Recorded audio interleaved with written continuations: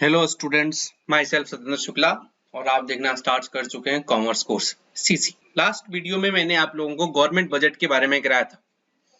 Government budget का जो part 1 video है वो जाकर के देखें आप, वहां पर आपको मीनिंग ऑफ गवर्नमेंट बजट के बारे में पता चल जाएगा। Today I will discuss various components of government budgets. Basically there are two components of government budget, one is budget receipts and the other is budget expenditure. So today we will discuss in detail what are government receipts and what are government expenditures. What are the various sources available from where a government can raise money to fund his expenditure and where the government spent all the money he receives from various sources. पहले मैं आप सब लोगों को बोलना चाहूंगा कि please अगर आप लोगों ने मेरे चैनल को सब्सक्राइब नहीं किया है तो प्लीज आप चैनल को सब्सक्राइब कर दें और बेल आइकन भी दबा दें।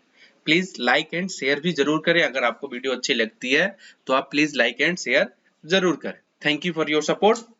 Now let's start. सी बेटा कि बजट के दो पार्ट्स होते हैं। बजट के कितने पार्ट्स होते हैं बेटा? दो कंपोनेंट्स या बजट के दो पार्ट्स कह सकते हो कि दो होते हैं। एक होता है रिसिप्ट एंड दूसरा होता है एक्सपेंडिचर। रिसिप्ट्स एंड एक्सपेंडिचर, ठीक है। अब हम जो डिस्कस कर रहे हैं वो क्या डिस्कस कर रहे हैं बेटा? गवर्नमेंट बजट डिस्कस कर रहे हैं। या नॉर्मली अगर गवर्नमेंट बजट नहीं भी हो, कोई भी आप अपना बजट, पर्सनल बजट भी आप बनाएंगे तो आप देखेंगे कि आपके पास कितना पैसा आने वाला है, यानी आपके रिसिप्ट्स क्या है, what is your receipts and what you have to spend, और आपको खर्चे क्या करने, ठीक है ना। ये दोनों बताएंगे। तो जो भी पैसा हमें मिलता है या जो भी खर्चा हम करते हैं उन दोनों को हम दो दो पार्ट्स में कैटेगराइज कर सकते हैं, ठीक है ना। जो हमें पैसा मिला या जो पैसा हमें खर्च करना है, यानी जो पैसा हमें रिसिप्ट्स होता है, जो मेरा रिसिप्ट्स है, मैं सतेंद्र शुक्ला को जो भी पैसा कहीं भी से भी कोई भी पैसा मिलता है, ठीक है ना, कोई भी पैसा मेरे को कुछ भी मिला, कुछ भी पैसा मुझे मिला, उन सभी पैसों को मैं दो पार्ट्स में कैटेगराइज कर सकता हूं। जो भी पैसा मुझे मिलता है उन सभी पैसों को मैं दो तरीके से कैटेगराइज कर सकता हूं। एक होता है हमारा रेवेन्यू रिसीट्स। जो पैसा मुझे मिलेगा या तो वो मेरा रेवेन्यू रिसीट्स होगा, या तो वो रेवेन्यू नेचर का होगा, या फिर वो मेरा कैपिटल रिसीट्स होगा। या क्या होगा? रेवेन्यू रिसीट्स होंगे या फिर वो क्या होंगे बेटा? कैपिटल रिसीट्स होंगे। ये दो होंगे, either the receipts are of revenue nature और इट्स ऑफ कैपिटल नेचर, ठीक है। तो रिसीट्स भी दो तरह के होते हैं। गवर्नमेंट को भी जो पैसा रिसीव होता है, गवर्नमेंट भी जो पैसा रिसीव करता है, गवर्नमेंट के जो रिसिप्ट्स है वो रिसीट्स गवर्नमेंट के दो टाइप के होते हैं, revenue receipts and capital receipts. Sir ये revenue receipts and capital receipts होता क्या है? हम किसको रेवेन्यू रिसीट्स बोलते हैं और किसे हम कैपिटल रिसीट्स बोलते हैं? रेवेन्यू रिसीट्स क्या किसको बोलते हैं? What is revenue receipt? Government receipts which neither create any liabilities for the government, जो ना तो गवर्नमेंट के लिए कोई लाइबिलिटी क्रिएट करे, nor causes any reduction in assets of the government, ना ही गवर्नमेंट का उससे कोई असेट्स रिड्यूस होता है, तो हम उसे बोलते हैं बेटा रेवेन्यू रिसीट्स। उसको क्या बोलते हैं हम? Revenue receipts. The receipts which neither create any liabilities for government nor cause any reductions in assets of government are called revenue receipts, ठीक है। In revenue receipts both the conditions should be satisfied. Revenue receipts में क्या आता है? ये दोनों condition satisfy होना चाहिए। माने ऐसा रिसीट्स जिससे ना तो लायबिलिटी क्रिएट हो, ये लायबिलिटी कोई लायबिलिटी क्रिएट नहीं होता है, और ना ही उससे कोई असेट्स का रिडक्शन होता है, ठीक है ना, ना ही कोई असेट्स का रिडक्शन होता है, तो हम उसको रिसीट्स को, उस रिसिप्ट्स को हम रेवेन्यू रिसीट्स बोलेंगे। कहने का मतलब है कि ये दोनों कंडीशन सेटिस्फाई होना चाहिए। मैंने ऐसा नहीं है कि अगर लायबिलिटी क्रिएट हो गया और असेट्स रिड्यूस नहीं हुआ तो हम उसको रेवेन्यू रिसीट्स बोलेंगे, नहीं। रेवेन्यू रिसीट्स वो तभी कहलाएगा जब वो दोनों कंडीशंस को सेटिस्फाई करे। माने उस रिसिप्ट से पैसा मुझे मिला, उस पैसे से ना तो मेरे ऊपर कोई लायबिलिटी हुआ और ना ही उस पैसे के कारण मेरा कोई असेट्स मेरा डिक्रीज हो गया, तो हम फिर उस रिसीट्स को हम रेवेन्यू रिसीट्स बोलते हैं। सबसे पहले बात कि लायबिलिटीज क्या होती है और असेट्स किसके बोलते हैं। What is liabilities and what is assets? Liabilities क्या है एंड असेट्स क्या है? देखो, जो लोग कॉमर्स स्ट्रीम से होंगे उनको तो बहुत अच्छे से पता होगा कि लायबिलिटीज क्या है, एसेट्स क्या है। अदर देन कॉमर्स स्ट्रीम वाले, देखो लायबिलिटीज का मतलब होता है कुछ भी पेएबल। अगर कोई भी चीज जो मुझे अभी पे करना है, कोई भी मैंने सर्विस लिया, कोई मैंने गुड्स खरीदा, लेकिन अभी उसका कंसिडरेशन मैंने पे नहीं किया, तो वो मैंने उसके ऊपर मेरी लायबिलिटी है। लायबिलिटीज को हिंदी में क्या बोलते हैं? लायबिलिटीज को हिंदी में बोलते हैं देनदारी। हमें कितना अभी देना है किसी को, हमारे कितना देनदारी है। माने लायबिलिटीज क्या है? विच इज पेएबल, जो अभी हमें पे करना है, विच इज पेएबल, जिसको हमें पे करना है अभी, तो वो हमारे लिए क्या है बेटा? लायबिलिटी है। जैसे श्याम से 1000 रुपीज लोन लिया, 1000 रुपीज मैंने उनसे उधार लिया, या 1000 रुपीज मैंने उनसे लोन लिया, और मैंने बोला कि आपको ये पैसा मैं 1 महीने बाद आपको लौटा दूंगा। तो यानी अब वो जो 1000 रुपीज में मैंने लिया उनसे, वो 1000 रुपीज मेरे ऊपर लायबिलिटी है। क्यों? क्योंकि उसे अभी पे करना है। It's payable after 1 month. ठीक है, तो इसे हमें पे करना है 1 महीने बाद, तो इसलिए ये क्या कहलाएगा? लायबिलिटी। ये देनदारी है। मैं मार्केट गया एंड 2 केजी मैंने एप्पल परचेज किया, ठीक है ना, लेकिन मैंने उसको 2 केजी एप्पल, मैंने 200 रुपए का 2 केजी एप्पल परचेज किया। अब वो 200 मैंने उसको अभी पे नहीं किया। मैंने बोला भैया ये 200 रुपए मैं आपको कल दे दूंगा, ठीक है ना, ये 200 रुपये अभी मेरे पास पैसे नहीं है, ये 200 रुपये मैं आपको कल दूंगा। तो अब बताओ वो जो 200 रुपया क्या हुआ? वो 200 रुपया क्या हुआ मेरे लिए? वो 200 रुपया क्या हुआ? वो 200 मेरे लिए लायबिलिटीज है। क्यों? क्योंकि अभी उसे मुझे पे करना है। तो लायबिलिटीज क्या होती है? जिसको अभी आपको पे करना है, जिसे अभी पे करना बाकी है, जो मेरे ऊपर देनदारी है, विच इज पेएबल, तो वो क्या कहलाता है? लायबिलिटीज कहलाती है। ठीक है ना। And what is assets? Assets का मतलब होता है रिसोर्सेज, जो मेरे पास, ऐसे हिंदी में क्या बोला जाए, हिंदी में असेट्स का मतलब होता है संपत्ति। आपके पास जो भी संपत्ति है, ठीक है ना, जो भी संपत्ति है, जो धन है, जो धन दौलत, ठीक है ना, आपके पास जो धन है, जो संपत्ति है, तो उसको बोलते हैं एसेट्स। ठीक है ना। या अगर बोले तो एसेट्स का मतलब क्या होता है? एसेट्स का मतलब होता है रिसोर्सेज।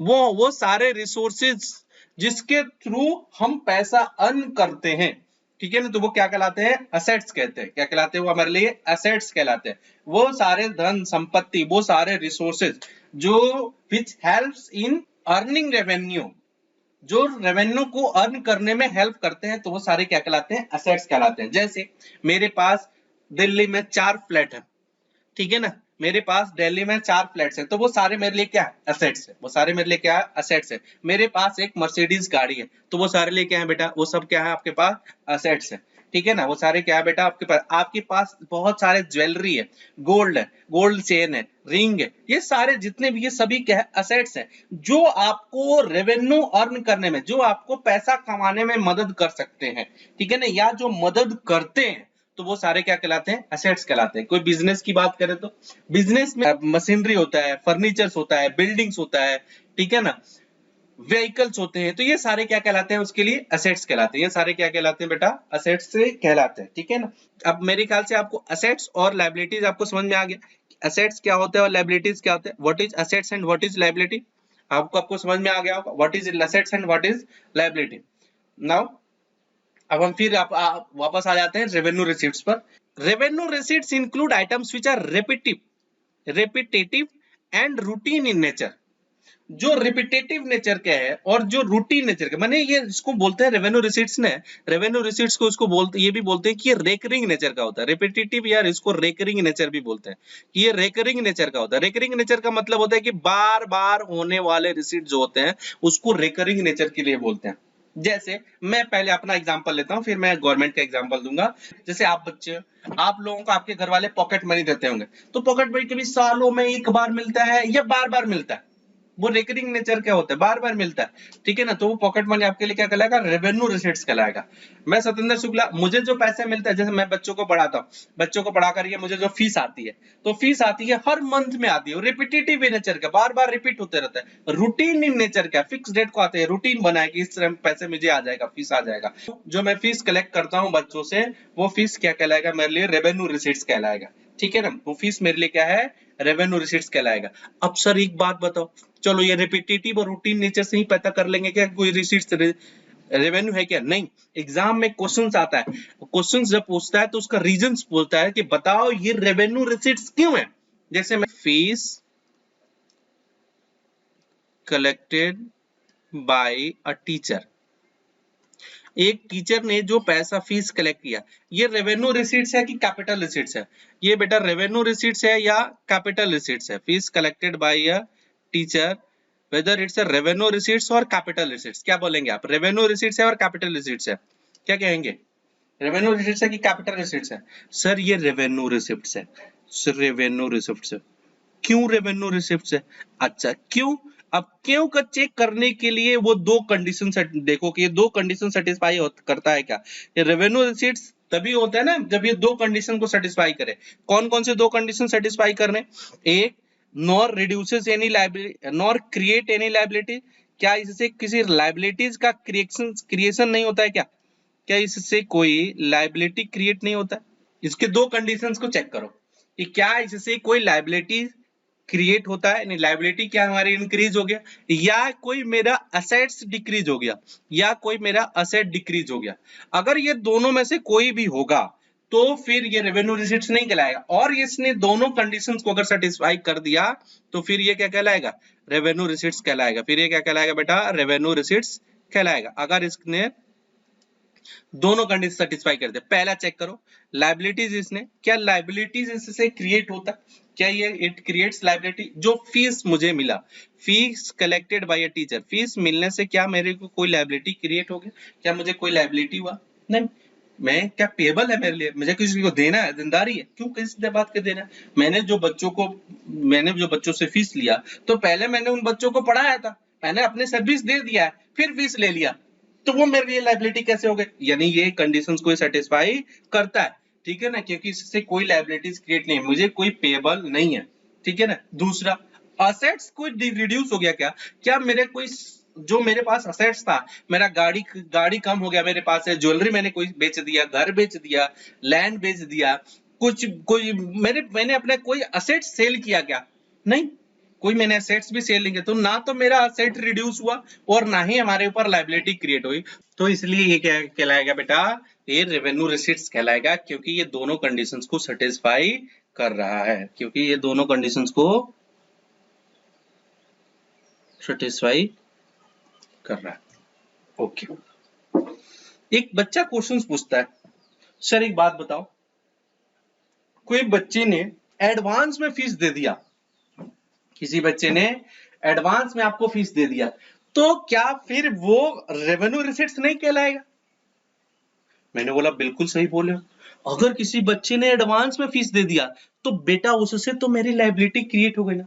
अगर उसने फीस दिया, एडवांस में दिया, अभी पढ़ा नहीं उसने, पहले ही पैसा दे दिया, तो मेरे ऊपर लायबिलिटी क्रिएट हो गया, वो पेबल। या तो मैं उसको सर्विस दूं उसके बदले में, अगर उसको नहीं पढ़ाता हूं, मैंने 1 महीना उसको नहीं पढ़ाया, तो मुझे फीस वापस करना पड़ेगा, ठीक है ना। तो अगर एडवांस फीस है, advance fees collected by a teacher, तो फिर वो रेवेन्यू रिसीट्स नहीं है, वो फिर कैपिटल रिसीट्स कहलाएगा। लेकिन अगर नॉर्मल फीस है, जो बच्चे पहले टीचर ने पढ़ाया है बच्चों को, उसके बाद फीस लिया, तो फिर वो रेवेन्यू रिसीट्स है, ठीक है ना। मेरे ख्याल से आप रेवेन्यू रिसीट्स को पूरा आपने समझ गए होंगे, अब तो कोई दिक्कत नहीं आनी चाहिए कि रेवेन्यू रिसीट्स क्या होता है, बहुत इसमें डिस्कशंस हो गया। गवर्नमेंट के लिए जो रेवेन्यू रिसीट्स कौन कौन से टाइप के मिलते हैं? गवर्नमेंट को जो रेवेन्यू रिसीट्स मिलता है वो कितने टाइप के हो सकते हैं? गवर्नमेंट को जो रेवेन्यू रिसीट्स होता है, गवर्नमेंट के पास भी पैसे कई से फीस आते हैं। सर गवर्नमेंट किसी को पढ़ाती है क्या? नहीं, गवर्नमेंट पढ़ाते तो नहीं है, लेकिन गवर्नमेंट कई सारे सर्विस देता है, तो वैसे उसको भी तो जो सर्विस गवर्नमेंट भी सर्विस दे रहा है, तो वो सर्विस से उसको भी तो पैसे मिलते हैं, वो भी तो पैसे ले सकता है अपने गवर्नमेंट सर्विस से। तो गवर्नमेंट के पास जो रेवेन्यू रिसीट्स होता है, गवर्नमेंट रेवेन्यू रिसीट्स जो है, ये मेनली गवर्नमेंट के रेवेन्यू रिसीट्स, दो टाइप के गवर्नमेंट के रेवेन्यू रिसीट्स होते हैं। एक होता है टैक्स रेवेन्यू रिसिप्ट्स, और एक होता है non tax revenue receipts, non tax revenue receipts, ठीक है ना। तो यह तो एक टैक्स होता है और एक नॉन टैक्स होता है।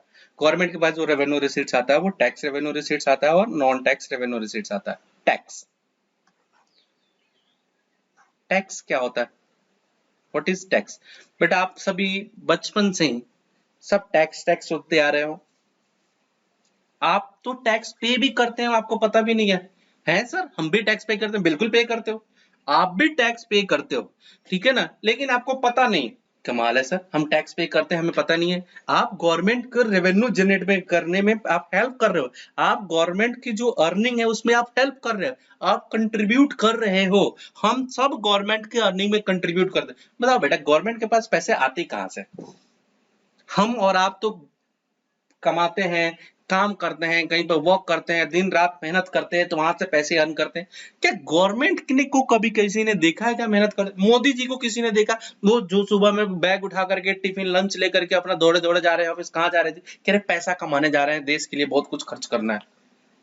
किसी ने देखा? हमारे फाइनेंस मिनिस्टर, वित्त मंत्री जो हिसाब का लेखा जोखा रखती हैं, ये सारे बजट की लेखा जोखा, रिसीट्स कहाँ से आने वाले, खर्चे कहाँ करने हैं, इन सब का जो हेड है फाइनेंस मिनिस्टर निर्मला सीतारमण जी। क्या उनको किसी ने देखा सुबह उठी जल्दी जल्दी खाना बनाओ, जल्दी जल्दी ब्रेकफास्ट करो, बच्चों को खाना खिलाओ? क्यों? क्योंकि ऑफिस जाना है, पैसे कमाने हैं। नहीं, तो फिर उनके पास पैसे आते कहां से? गवर्नमेंट के पास फिर पैसा आता कहां से? कहां से गवर्नमेंट पैसा रिसीव करता है? तो गवर्नमेंट का जो सबसे मेन सोर्स ऑफ रेवेन्यू है, one of the main source of government revenue is tax. Government को सबसे ज्यादा पैसा जो आता है वो बेटा टैक्स से आता है। गवर्नमेंट टैक्स वसूलता है हमसे और आपसे, टैक्स लेता है, ठीक है ना? तो वो टैक्स से पैसे गवर्नमेंट लेता है और टैक्स से पैसे जनरेट करता है, ठीक है ना? ओके, समझ में आया? Revenue receipts are further classified into the tax revenue and non-tax revenue. Revenue receipts को हम further classify कर सकते हैं बेटा tax revenue में and non-tax revenue में, ठीक है ना? क्या लिखा है? Revenue receipts are further classified into the tax revenue and non-tax revenue, ठीक है? अब tax revenue क्या होता है? What is tax? ओहो सर, टैक्स क्या होता है? Tax it's a mandatory financial charge or some other type of levy imposed upon a taxpayer. Taxpayer में जो टैक्स पे करता है वो या तो इंडिविजुअल हो सकता है या कोई भी लीगल एंटिटी हो सकती है, ठीक है? जैसे कंपनी हो गया, पार्टनरशिप फर्म हो गया, ठीक है, प्रोप्राइटरशिप हो गया, सोसाइटी हो गया, एलएलपी हो गया, ये सब चीज अलग अलग फॉर्म होते हैं। बिजनेस के कोई भी फॉर्म कर रहे हो। By a governmental organisations in order to fund the various public expenditures को फंड करने के लिए गवर्नमेंट जो मैंडेटरी फाइनेंशियल चार्ज करता है, मैंडेटरी फाइनेंशियल चार्ज लगाता है ऑन पब्लिक, तो फिर उसी को हम क्या बोलते हैं बेटा? टैक्स बोलते हैं, ठीक है ना? कह रहा है कि government does not provide any direct benefit in return to tax. Tax के बदले में डायरेक्टली कोई बेनिफिट नहीं होता। अंबानी जो था हजारों करोड़ों में टैक्स गवर्नमेंट को पे करता है, ठीक है ना? अब हजारों करोड़, लेकिन कभी गवर्नमेंट ने एक फूल भी उसके घर भेज दिया कि भाई बहुत बहुत धन्यवाद आपका, आपने हजारों करोड़ टैक्स पे किया? एक एप्रिसिएशन भी नहीं मिलता है। तो गवर्नमेंट कोई भी डायरेक्ट बेनिफिट नहीं देता है। हाँ, इनडायरेक्टली बहुत सारे बेनिफिट गवर्नमेंट उसके बदले में प्रोवाइड करता है, बट गवर्नमेंट कोई directly benefit in return to tax नहीं देता है। टैक्स के रिटर्न में गवर्नमेंट कोई डायरेक्ट बेनिफिट नहीं देते, ठीक है ना? तो टैक्स समझ में आया? टैक्स क्या? एक मैंडेटरी फाइनेंशियल चार्ज है which is imposed by government on the public to fund the public expenditure। Public expenditure को ही फंड करने के लिए, पब्लिक एक्सपेंडिचर्स करने के लिए, पब्लिक एक्सपेंडिचर्स के लिए पैसा इकट्ठा करने के लिए जो गवर्नमेंट वहां के लोगों को के ऊपर मैंडेटरी फाइनेंशियल चार्ज इंपोज करता है, उसको ही हम बोलते हैं बेटा टैक्स बोलते हैं। जैसे टैक्स के कई सारे अलग अलग टाइप के टैक्स हैं, ठीक है ना? इनकम टैक्स है, कॉर्पोरेट टैक्स है, एक्साइज ड्यूटी अब तो हट गया, जीएसटी लिख सकते हो, जीएसटी है, गुड्स एंड सर्विस टैक्सेस है, एटसेट्रा। तो टैक्स कई सारे टाइप के होते हैं, ठीक है ना? अलग अलग नेचर के टैक्स होते हैं, अलग अलग सिचुएशंस में टैक्स इंपोज किए जाते हैं। अब टैक्स के बारे में तो हम पढ़ नहीं रहे हैं कि बहुत ज्यादा डिटेल में आपको बताऊं।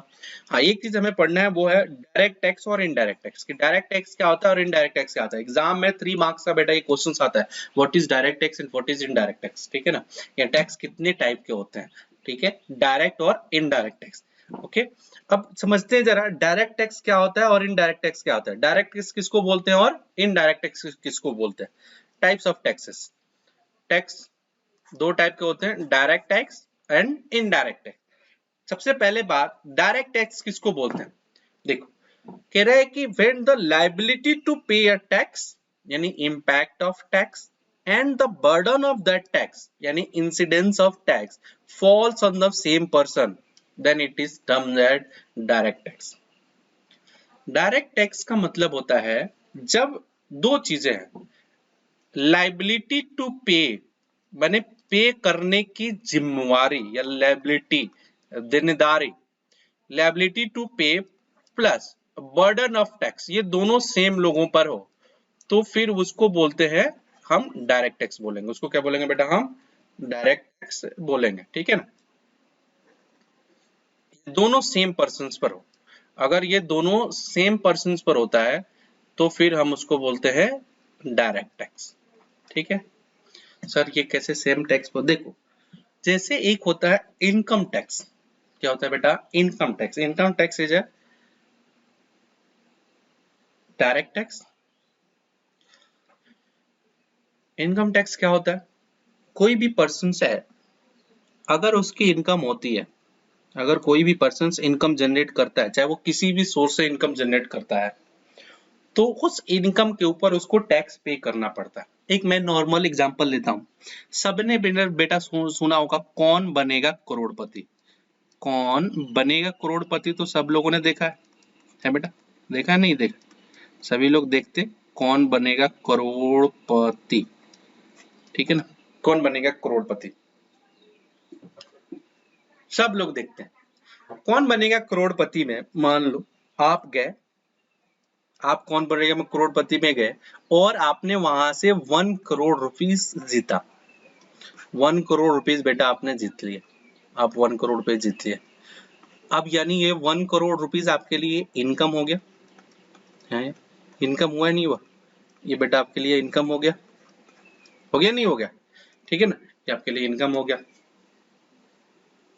अब गवर्नमेंट ने देख लिया, लालच लग गया बीच में गवर्नमेंट दौड़ते दौड़ते आ जाएगी, कह रही इनकम, ओहो इसको तो इनकम हो गया। जैसे ही आप अपना इनकम शो करोगे गवर्नमेंट को कि मुझे इनकम हो गया, आमदनी हो गया, वो भाई साहब वो उससे से रहा नहीं जाएगा, वो दौड़े दौड़े आपके दरवाजे पर आ जाएगा। कह रहे इनकम हुआ?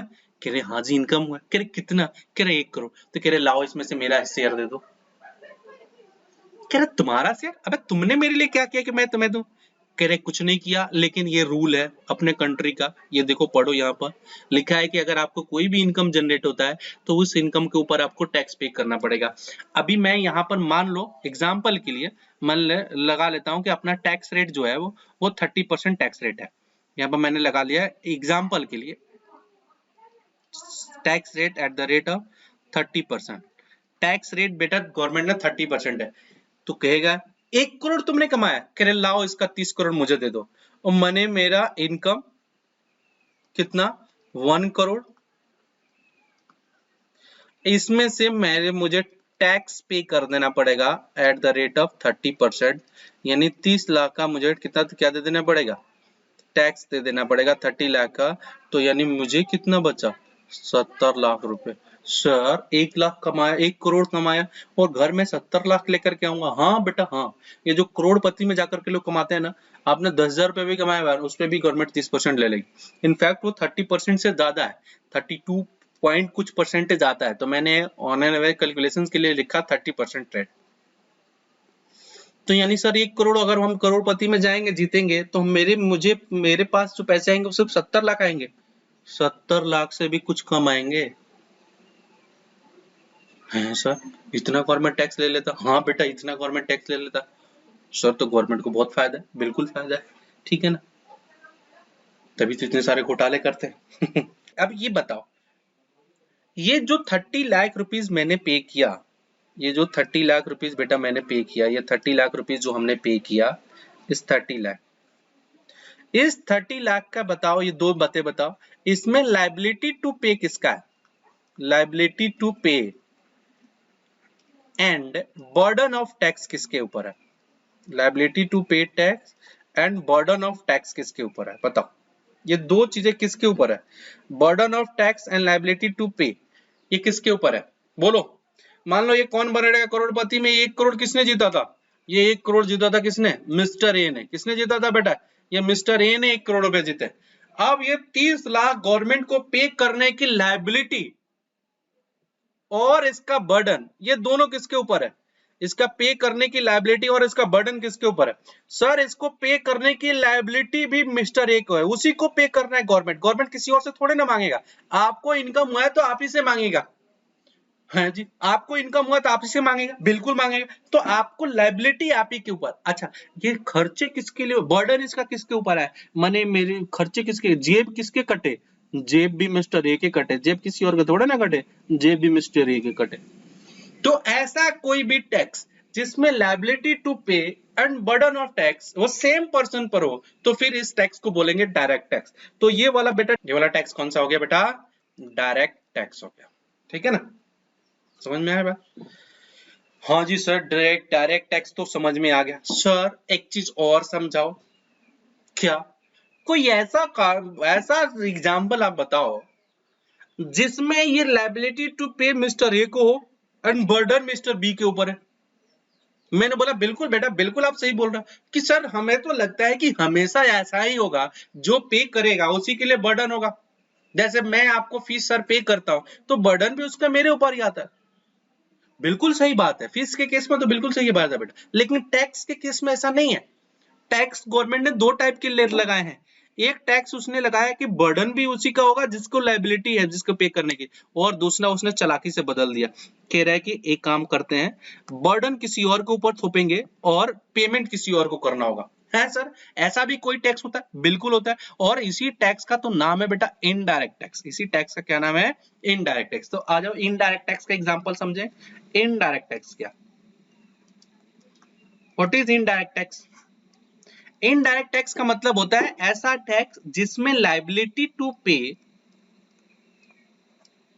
जिसमें लायबिलिटी टू पे एंड बर्डन ऑफ जो टैक्स होता है, ये दोनों अलग अलग लोगों पर होता है। बर्डन ऑफ टैक्स जो होता है ये दोनों falls on different different person, falls on different persons. ठीक है ना, ये दो अलग अलग लोगों पर पड़ता है, सेम लोगों पर नहीं होता है, दो अलग अलग लोगों पर होता है। हाँ सर, ऐसा भी कोई गवर्नमेंट ने टैक्स बनाया? मैंने बोला बिल्कुल गवर्नमेंट ने टैक्स बनाया। ऐसा कौन सा टैक्स है सर? ऐसे टैक्स का भी नाम हमें बता दो।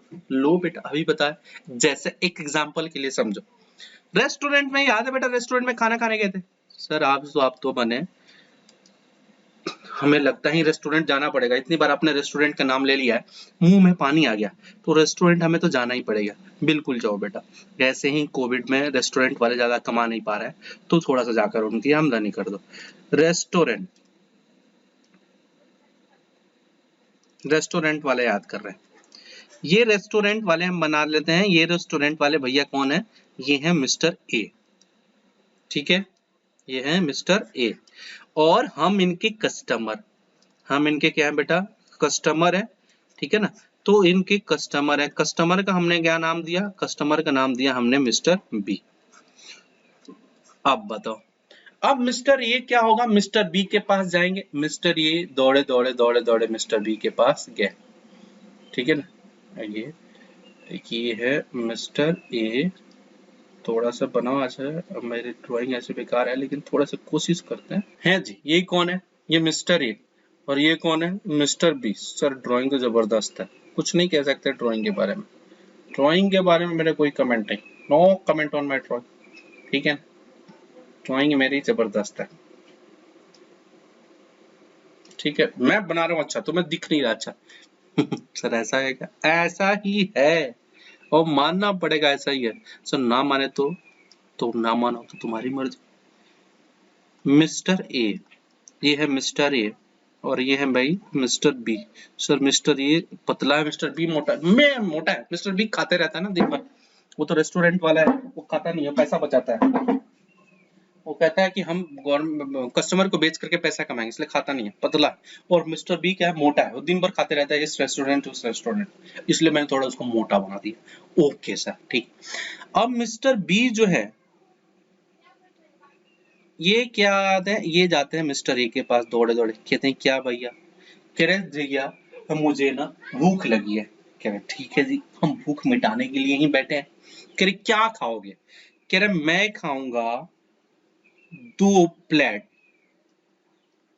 प्लेट्स चाउमीन है, भैया भूख लगी है और चाउमीन खाओ, कह रहे हाँ जी, हम आज के जमाने के बच्चे हैं, हमें चाउमीन खा करके भूख मर जाती है, हम रोटी चावल नहीं खाते हैं, हम चाउमीन।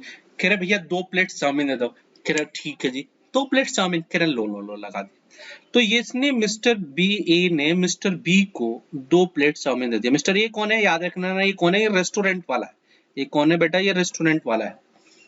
और ये कौन है, ये भाई साहब हमारे कस्टमर है, ठीक है ना, तो ये कस्टमर, ये ध्यान रखेंगे।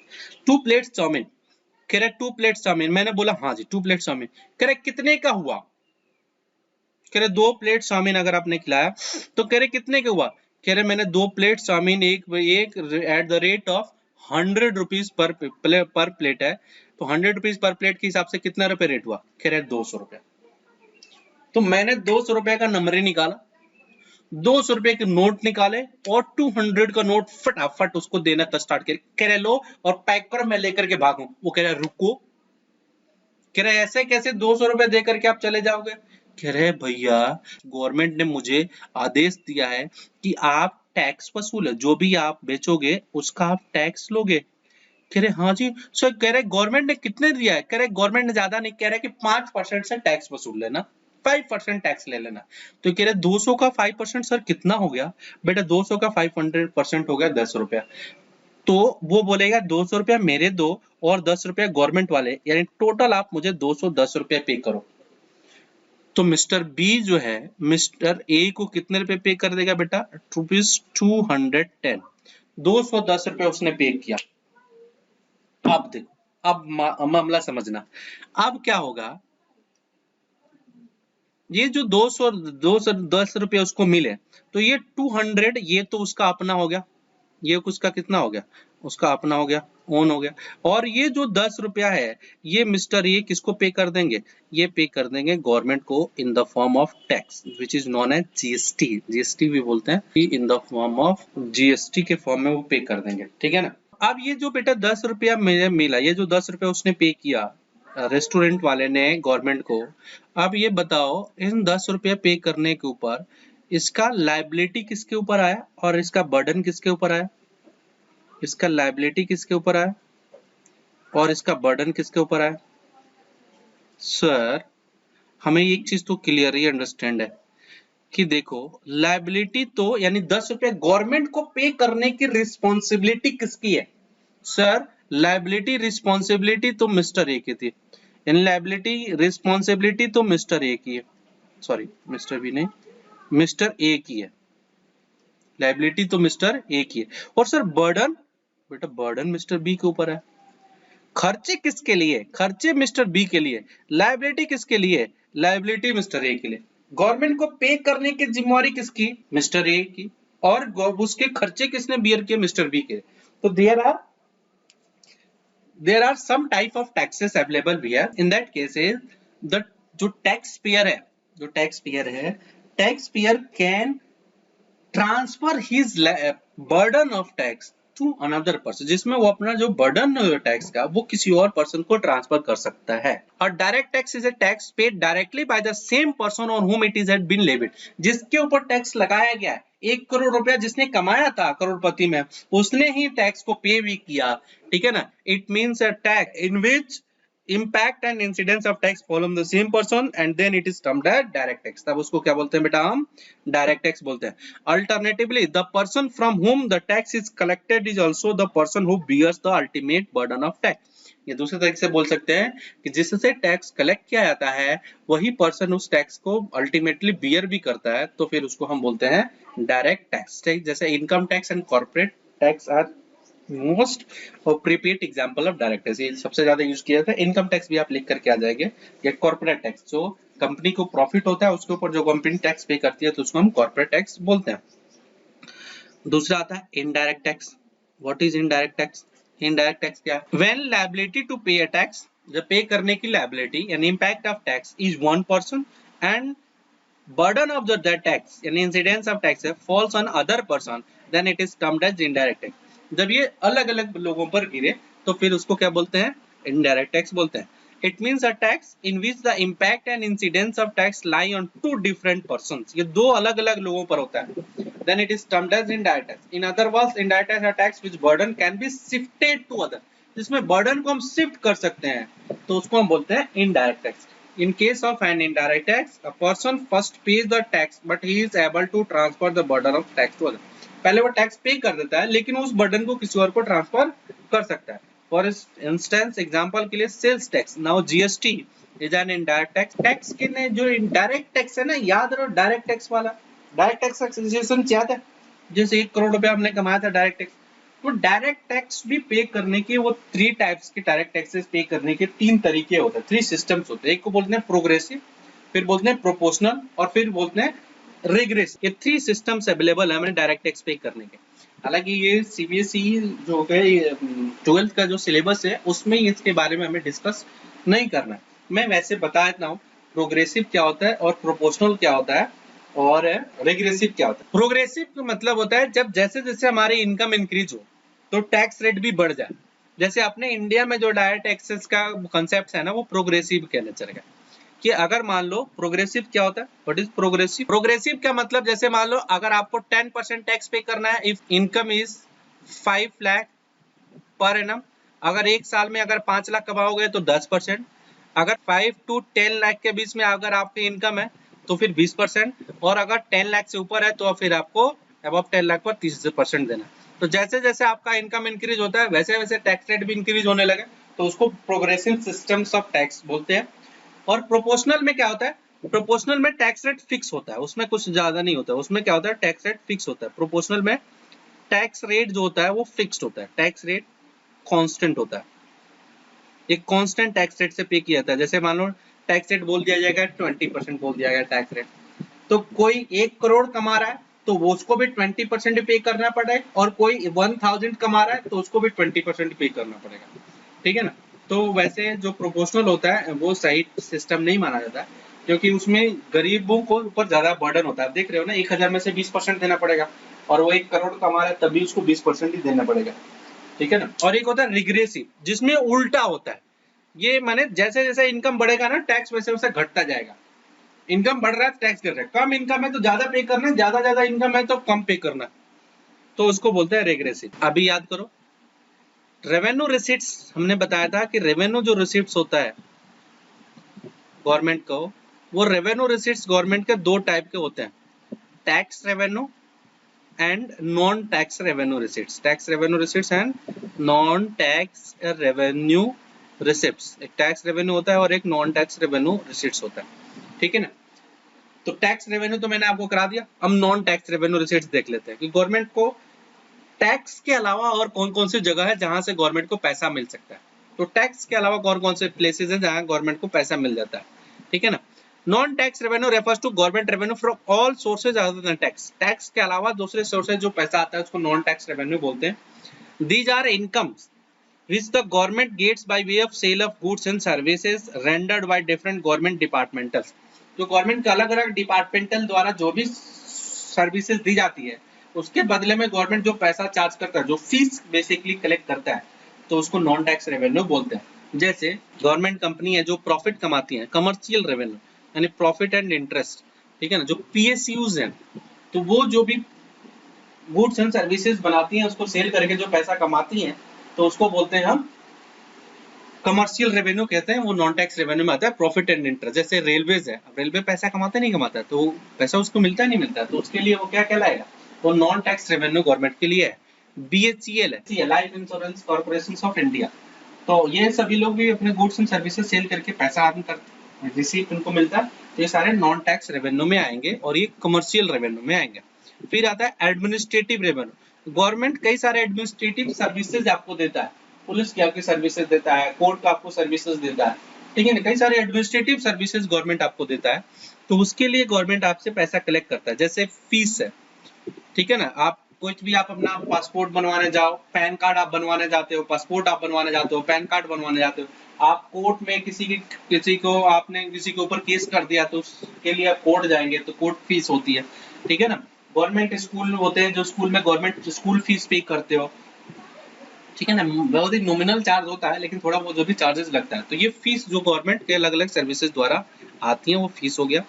लाइसेंस फी, हम कई सारे लाइसेंस हम अपने इशू करवाते हैं, उसके लिए पे करते हैं। ड्राइविंग लाइसेंस बनाए हमने, लाइसेंस हमने उसके लिए गवर्नमेंट को फीस पे की है। ड्राइविंग लाइसेंस के लिए हमने गवर्नमेंट को फीस किया। आप अपना बाइक आपको अपने अपने नाम रजिस्टर्ड करवाते हो तो उसके लिए आप फी पे करते हो, तो रजिस्टर्ड है। आपने घर अपने नाम पर रजिस्टर्ड करवाया तो उसके लिए आपने फी कर दिया, फी पे किया तो लाइसेंस फी कहलाया गया। ठीक है ना। अलग गन रखने की आप लाइसेंस रखना चाहते हो, मैं गन रखना चाहता हूँ, मेरा शौक है गन रखने का, तो मैं गन रखना चाहता हूँ, उसके लिए आपको गवर्नमेंट से लाइसेंस लेना पड़ेगा। तो उसके लिए गवर्नमेंट आपसे जो पैसा चार्ज करेगा वो लाइसेंस फी आपका हो गया। तो ऐसे गवर्नमेंट फीस आपके लेता है। फाइन्स एंड पेनल्टीज, आप रास्ते में जा रहे थे बेटा, रेड लाइट आपने जंप कर लिया, तो रेड लाइट आप जंप करोगे तो आपको फाइन देना पड़ेगा। आपको आपने कुछ गवर्नमेंट की कोई बातें नहीं मानी, पेनल्टीज देना पड़ता है। ठीक है ना। तो जब भी आप कोई भी लॉ ब्रेक करते हो, तो कभी रूल आप ब्रेक करते हो तो गवर्नमेंट आपके ऊपर फाइन्स लगाते हैं या पेनल्टीज आपसे चार्ज करते हैं। स्पेशल असेसमेंट, मान लो बेटा आपका कहीं पर घर है, वहां पर गवर्नमेंट ने एयरपोर्ट बना दिया, आपका जमीन है, आपके गवर्नमेंट ने आपको क्या बना दिया, एयरपोर्ट बना दिया। तो एयरपोर्ट बनाने से आपके वहां पर जो आसपास में आपके जो प्रॉपर्टी था, उस प्रॉपर्टी का वैल्यू इंक्रीज हो गया नहीं हो गया? कह रहे हाँ सर बिल्कुल हो जाएगा। भैया अगर आपके आसपास में एयरपोर्ट ही बन जाए तो उस वैल्यू की कीमत कितनी गुना हो जाएगी? 5 गुना, 10 गुना, 20 गुना, 25 गुना, 100 गुना तक की भी आपकी कीमत उस वैल्यू खेत की बढ़ सकती है, उस प्रॉपर्टी की, उस जमीन की आपकी वैल्यू बढ़ सकता है। तो गवर्नमेंट आपको आता है, बोलता है, आपके कान में बोलेगा भैया एक बात बताओ, ये जो तुम्हारी प्रॉपर्टी का वैल्यू इंक्रीज हुआ, ये क्या तुम्हारे कारण से इंक्रीज हुआ था? क्या तुमने ऐसा क्या किया रातों रात की प्रॉपर्टी की वैल्यू इंक्रीज होगा? मैं बोलूंगा कि भैया मैंने तो कुछ नहीं किया। तो गवर्नमेंट आपसे बोलेगी हाँ बिल्कुल सही जवाब, आपने कुछ नहीं किया, मैंने किया। क्या? यहाँ पर एयरपोर्ट बनवाया। अगर एयरपोर्ट नहीं बनवाते तो तुम्हारी प्रॉपर्टी की वैल्यू इंक्रीज नहीं होती। अब तुम मेरे वजह से पैसा यहाँ पर कमा रहे हो, और अगर तुम मेरे वजह से पैसा कमाओगे तो इनकम तो थोड़ा बहुत हमें भी चाहिए। तो वही गवर्नमेंट आपसे पैसा ले लेती है। अगर वो जो एक डेवलपमेंट एक्सपेंडिचर करती है ना, वो डेवलपमेंट एक्सपेंडिचर के कुछ पार्ट्स, कुछ पोर्शन वहां के प्रॉपर्टी ओनर से कलेक्ट कर लेता है, क्योंकि उसको लगता है कि इसका प्रॉपर्टी का वैल्यू इंक्रीज हुआ है मेरे डेवलपमेंट एक्सपेंडिचर से। तो वो ऐसे टाइप के जो रेवेन्यू गवर्नमेंट को होता है उसको स्पेशल असेसमेंट बोलते हैं। For example, if the value of a property near a metro station has increased, metro station के नियर कोई प्रॉपर्टी की वैल्यू इंक्रीज हो गया, then a part of development expenditures made by government is recovered from the owners of such property. जो government development expenditure किया उसके थोड़ा बहुत पार्ट आपको वहाँ के प्रॉपर्टी ओनर से वो रिकवर्ड कर लेता है। This is the value of special assessment. ये स्पेशल असेसमेंट होता है। क्या ये सर हमेशा लगाता है? जरूरी नहीं है, गवर्नमेंट की मर्जी है, लगाए तो लगाए, नहीं लगाए तो नहीं लगाए। फिर आता है फोरफीचर। फोरफीचर्स का मतलब होता है, फोरफिट का मतलब होता है ना कोई भी चीज जब्त कर लेना।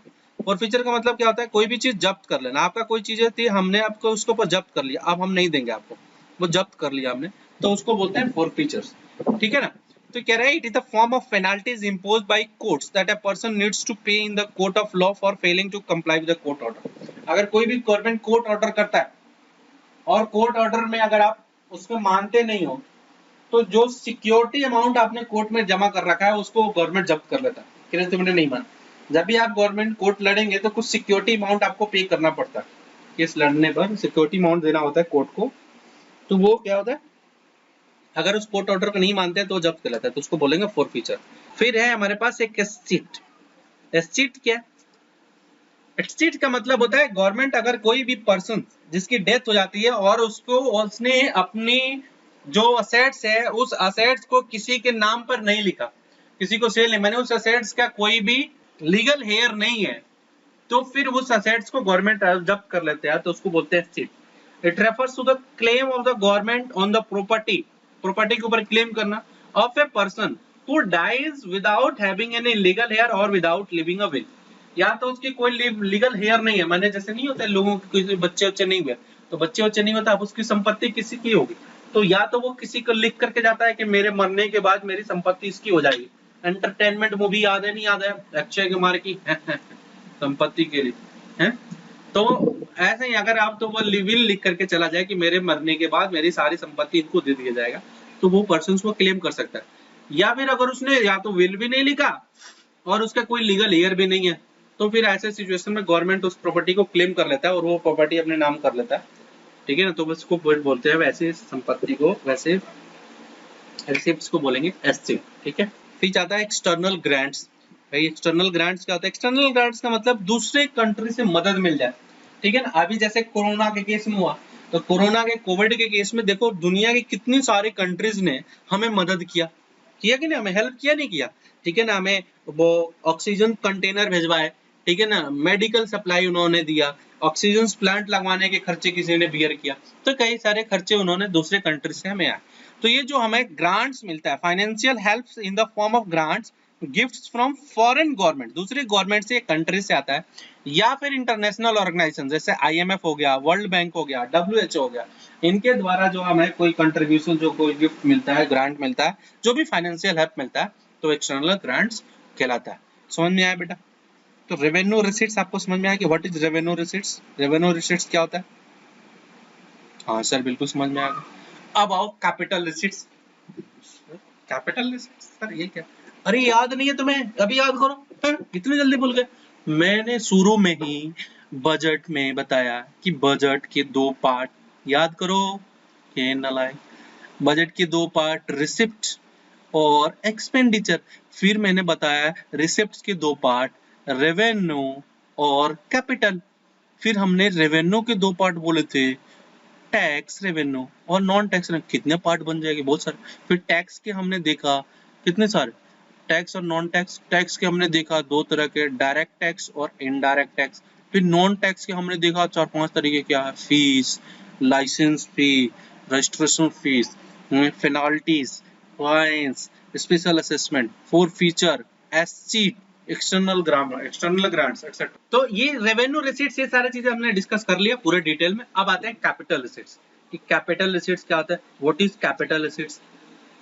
देखो रेवेन्यू रिसीट्स के उल्टा, जो रेवेन्यू नहीं है ना वो कैपिटल है।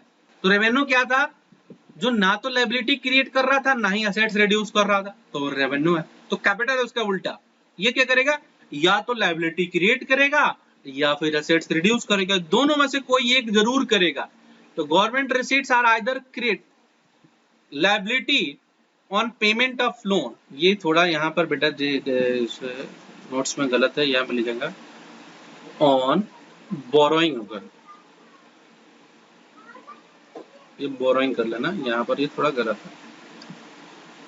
Government receipts that either creates liability on borrowing और reduce assets on disinvestment are called capital receipts. पैसा आया, हमारे पास पैसा आया, उनसे में से दो होगा, या तो लायबिलिटी क्रिएट करेगा या फिर असेट्स रिड्यूस करेगा, तो वो क्या कहलाएगा? कैपिटल रिसीट्स कहलाएगा। ये कह रहे हैं कि in any one of the condition must be, कोई दोनों में से कोई भी एक कंडीशन सेटिस्फाई हो जाना चाहिए।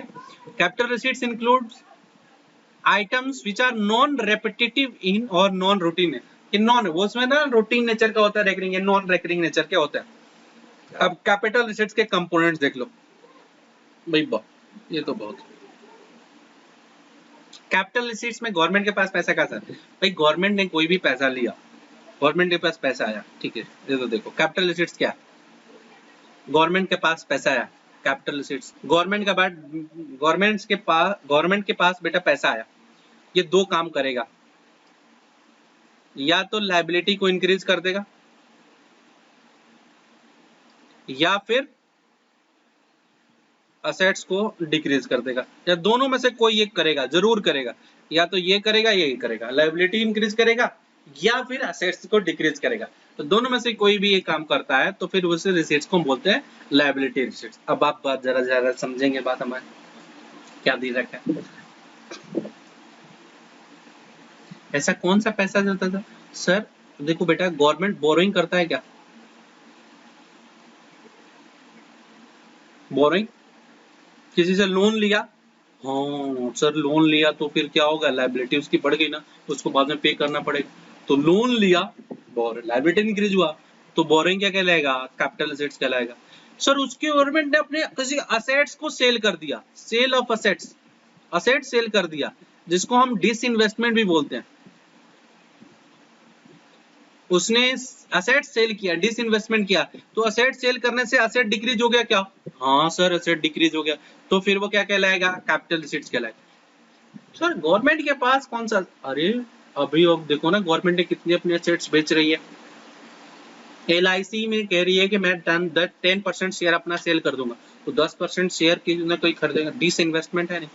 तो गवर्नमेंट जब भी कोई अपना कोई एयरपोर्ट गवर्नमेंट बेच दे, तो एयरपोर्ट बेच दिया, रेलवे स्टेशन गवर्नमेंट बेच दे, ट्रेनें बेच दे, ठीक है ना।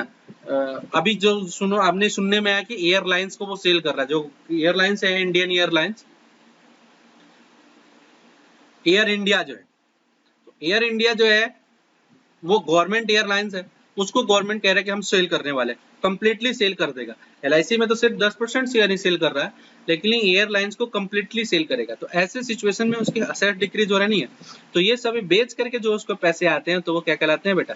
कैपिटल एसेट्स कहलाते हैं। तो ये कहते हैं कंपोनेंट्स ऑफ कैपिटल, इसके देखो वो बोरोइंग, या तो वो डोमेस्टिक बोरोइंग होगा या एक्सटर्नल बोरोइंग होगा। डोमेस्टिक बोरोइंग क्या होता है? डोमेस्टिक बोरोइंग मतलब होता है जो विद इन द कंट्री बोरो किया जाता है, तो वो डोमेस्टिक बोरोइंग है। और एक्सटर्नल बोरोइंग क्या होता है? जो आउटसाइड द कंट्री, दूसरे देशों से लिया जाता है या इंटरनेशनल ऑर्गेनाइजेशन से लिया जाता है, तो उसको बोलेंगे हम एक्सटर्नल बोरोइंग, ठीक है ना। डोमेस्टिकली जनरल पब्लिक से, हाँ, तो जनरल पब्लिक से भी गवर्नमेंट लोन लेती है bye issuing the government bonds in open market. Open market government bond issue करके गवर्नमेंट जो होता है पब्लिक से पैसा लेता है। तो डोमेस्टिक बोरोइंग है पब्लिक से पैसा लेना, हमसे और आपसे गवर्नमेंट लोन लेता है, तो उसको बोलते हैं डोमेस्टिक बोरोइंग। या फिर रिजर्व बैंक ऑफ इंडिया से वो पैसा लेता है, ठीक है ना। तो दो जगह से डोमेस्टिकली वो दो जगह से पैसा लोन ले सकता है, बोरो कर सकता है, या तो पब्लिक से या फिर बेटा रिजर्व बैंक ऑफ इंडिया से। और एक्सटर्नली करता है रेस्ट ऑफ द वर्ल्ड, या तो फॉरेन गवर्नमेंट से करेगा या फिर वो इंटरनेशनल ऑर्गेनाइजेशन से करेगा, जैसे वर्ल्ड बैंक हो गया, IMF हो गया, ये सभी लोग पैसे देते हैं। फिर दूसरा आता है recovery of loans and advances. पहले मैंने recovery of loans and advances, पहले मैंने किसी को लोन दिया था, अब मैंने उसे वापस ले लिया, वह उसने मुझे पे कर दिया वापस, तो वो क्या कहलाएगा? Capital assets. क्यों? क्योंकि उससे असेट्स हमारा डिक्रीज हो गया। एग्जाम में कई बार क्वेश्चन आता है कि recovery of loans and advances कैसे कैपिटल एसेट्स है, तो हम बोलेंगे कि भाई इसके वजह से हमारा असेट्स डिक्रीज होता है, तो इसलिए वो क्या कहलाएगा? क्या कहलाएगा? कैपिटल एसेट्स कहलाएगा, ठीक है ना। फिर तीसरा आएगा बेटा अदर एसेट्स। तो अदर एसेट्स में क्या कहलाएंगे बेटा? डिसइन्वेस्टमेंट और स्मॉल सेविंग्स। अदर जैसे डिसइन्वेस्टमेंट अभी मैंने समझा, कोई भी सेल करके, ठीक है ना, कोई भी करता है, गवर्नमेंट सेल करता है, तो उसको बोलते हैं disinvestment. Disinvestment means selling a whole और part of the shares that is equity of selected public sector enterprise. जैसे अभी इंडियन एयरलाइंस है, एयर इंडिया है, तो एयर इंडिया को वो होल पूरा बेचना है, तो वो होल बेच रहा है, ठीक है ना, तो वो भी डिसइन्वेस्टमेंट। या पार्ट, अभी जैसे LIC है 10% शेयर बेच रहा है, तो उसका कुछ पार्ट सेल कर रहा है, तो वो क्या कहलाएगा? डिसइन्वेस्टमेंट कहलाएगा। या गवर्नमेंट पैसा अदर रिसीट्स के कारण भी लेता है, स्मॉल सेविंग से लेता है, जैसे नेशनल सेविंग सर्टिफिकेट NSC आप खरीद सकते हो पोस्ट ऑफिस में। ये सेविंग्स स्कीम्स होते हैं गवर्नमेंट के लिए कि पैसा दो, 5 साल के लिए आपका पैसा वो आपके पास रखेंगे, फिर उसके ऊपर इंटरेस्ट सहित आपको वापस कर देंगे। तो गवर्नमेंट के लिए कैपिटल एसेट्स है ना, क्योंकि एक समय पर आपको वापस करना है, लायबिलिटी क्रिएट कर रहा है, तो वो नेशनल सेविंग, किसान विकास पत्र एटसेट्रा एटसेट्रा आप ले सकते हैं।